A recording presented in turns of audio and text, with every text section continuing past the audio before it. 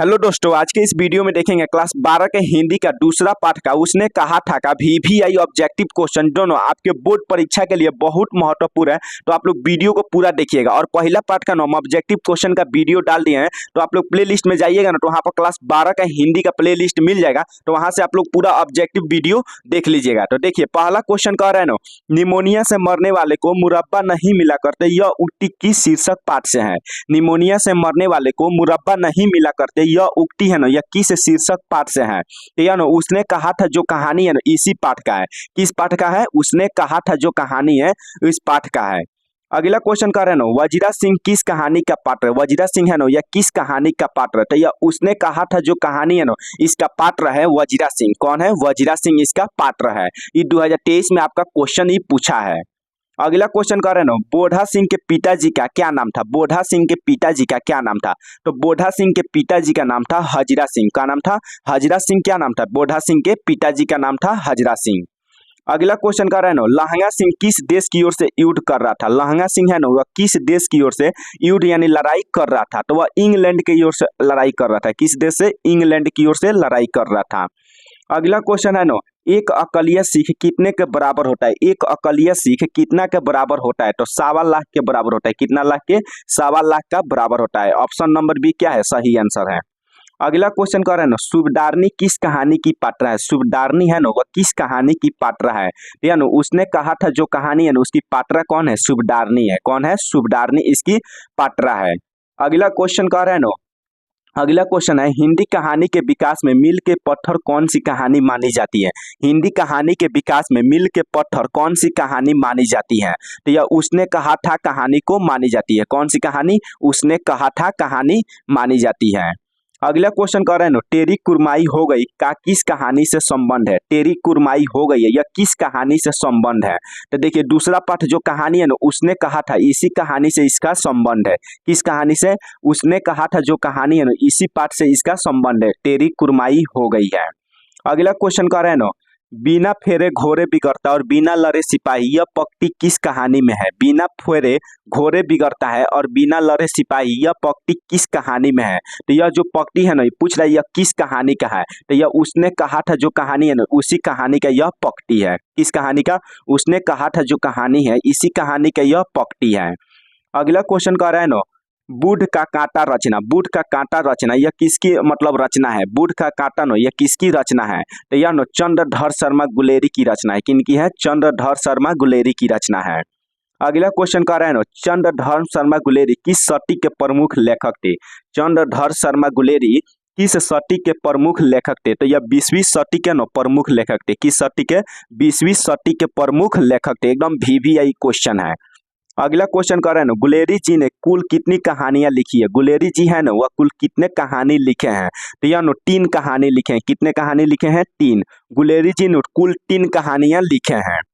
अगला क्वेश्चन है ना, उसने कहा था कहानी का नायक है। उसने कहा था कहानी का नायक कौन है।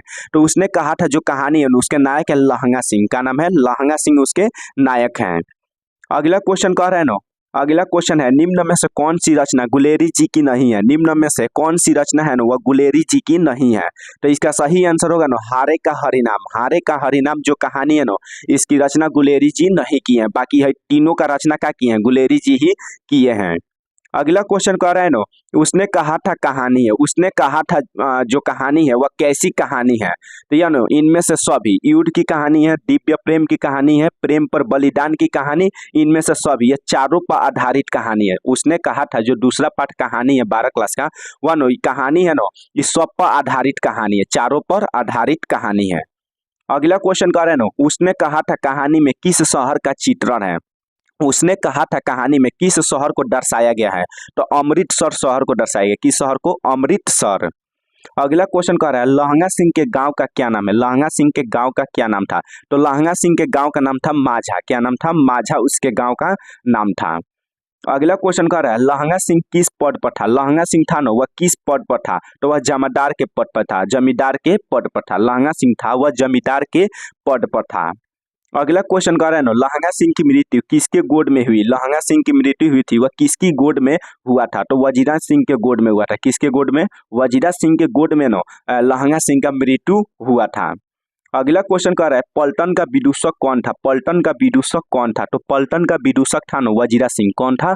वजीरा सिंह किसका विदूषक था? पलटन का। अगला क्वेश्चन कह रहा है ना सूबेदार हाजरा सिंह के लड़के का नाम था। सूबेदार हाजरा सिंह के लड़के का क्या नाम था? तो हाजरा सिंह के लड़के का नाम था बोधा सिंह। क्या नाम था? बोधा सिंह उनके लड़के का नाम था। अगला क्वेश्चन कह रहा है ना भारतीय सिपाहियों का किसके साथ संघर्ष हुआ था। भारतीय सिपाही को किसके साथ संघर्ष करना पड़ा? तो जर्मनी के साथ। किस देश के साथ? जर्मनी के साथ क्या करना पड़ा है? संघर्ष मतलब युद्ध करना पड़ा। अगला क्वेश्चन कह रहा है जर्मन लॉफ्टन को किसने मार गिराया। जर्मन लॉफ्टन को किसने मार गिराया? तो लहंगा सिंह ने इसको मार गिराया। जर्मन लॉफ्टन को लहंगा सिंह ने मार गिराया। अगला क्वेश्चन कह रहे हैं ना सिख राइफल्स के जमदार लहंगा सिंह का नंबर क्या था। सिख राइफल्स के जमदार लहंगा सिंह का नंबर क्या था, मतलब लहंगा सिंह कितना नंबर पर था? तो लहंगा सिंह 77 नंबर पर था। कितना नंबर पर? 77 नंबर पर कौन था? लहंगा सिंह। अगला क्वेश्चन कर रहे हैं ना सरकार ने सूबेदार को जमीन कहाँ दी। सरकार ने सूबेदार को जमीन कहाँ दी थी? तो यहाँ लायलपुर में दिया था। कि यहाँ दिया था लायलपुर में ना जमीन को दिया था। अगला क्वेश्चन कर रहे हैं ना गुलेरी जी का जन्म हुआ था। गुलेरी जी का जन्म कहाँ हुआ था? तो गुलेरी जी का जन्म राजस्थान जयपुर में हुआ था।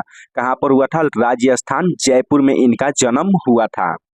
अगला क्वेश्चन है ना सुखमय जीवन किसकी रचना है। सुखमय जीवन है ना यह किसकी रचना है? तो यह चंद्रधर शर्मा गुलेरी की रचना है। सुखमय जीवन है ना यह चंद्रधर शर्मा गुलेरी की रचना है। तो आप लोगों ने दूसरा पार्ट का टोटल 27 को क्वेश्चन कराए हैं, तो 27 क्वेश्चन को एक बार और रिपीट देख लीजिएगा ताकि आप लोगों ने कभी भूले नहीं, मतलब एग्जाम तक पूरा याद रहे।